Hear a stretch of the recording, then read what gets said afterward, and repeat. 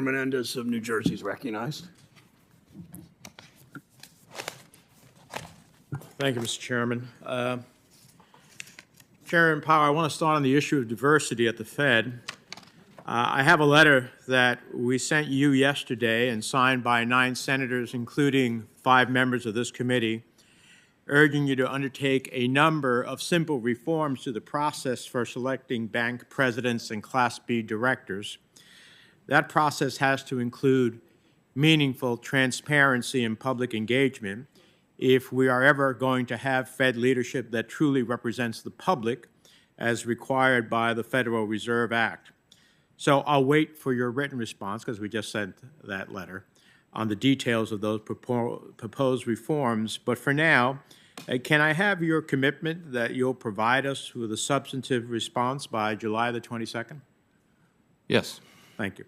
And also, will you commit to work with me to put in place real, meaningful changes to the process so we can have a broader array of voices to the Fed leadership?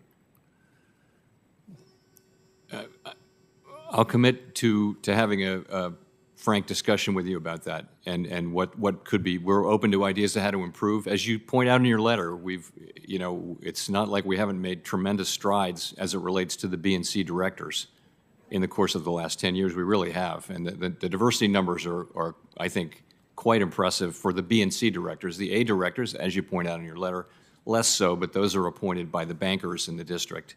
But we can have this conversation. Well, I look forward to it. Less so, but it's worse than less so. I mean, you don't have one bank president in the history of the Federal Reserve who's been Hispanic. That's far worse than less so. I was talking about directors, but Yeah. you're right about that. And there was a tremendous opportunity, and it didn't happen. I just continue. I feel like I'm the lone effort on this, but 62 million Hispanic Americans who represent $2 trillion of domestic purchasing power deserve a seat at where some of the most important economic decisions are being made. So we look forward to the engagement that you've said that you're willing to engage in. Now, I am trying to find out, as others have raised with you, there's no question that painfully high inflation is affecting every family in America. But in order to develop the right response, we need to understand the underlying factors that are driving price increases. I think you've said here today that Russia's invasion of Ukraine, pandemic-related supply chain issues are perhaps, and the energy issues that flow from Russia's invasion of Ukraine are perhaps some of the biggest factors in driving inflation. But the question is, how is it that raising interest rates on those underlying causes of today's inflation ultimately are going to change it? Energy is still energy. Supply chain is still supply chain. Russia's invasion of Ukraine is a continuing challenge for the world. But there's nothing about interest rates that's going to affect any of that. No, but notwithstanding that, there are major parts of the economy where demand exceeds supply meaningfully, and that's where our tools have a job to do, where we can moderate demand and give supply time to recover so that supply and demand get back into better balance and inflation comes down. Well, it seems to me that we can all recognize that raising interest rates is a blunt tool at the end of the day. But I'm going back to the beginning of my questioning, it's essential, I believe, to be mindful of the effects that your actions, meaning the Federal Reserve, will have on unemployment, particularly for those groups that were hit hardest by the pandemic.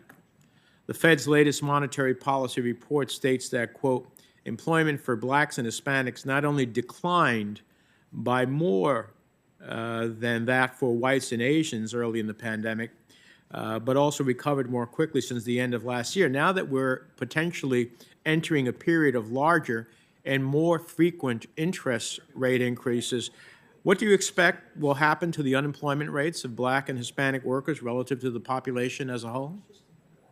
Well, it'll depend on what happens to the overall unemployment rate.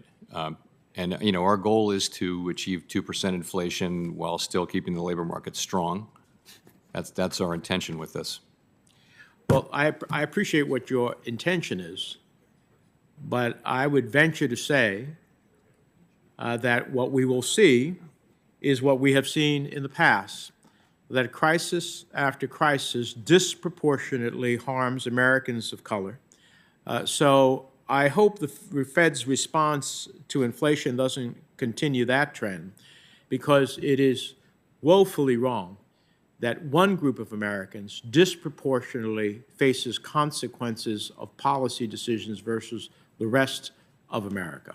And this is another reason to have people at the Federal Reserve who represent this community to share those insights with the Fed as you determine these macro policies that are going to affect our communities disproportionately.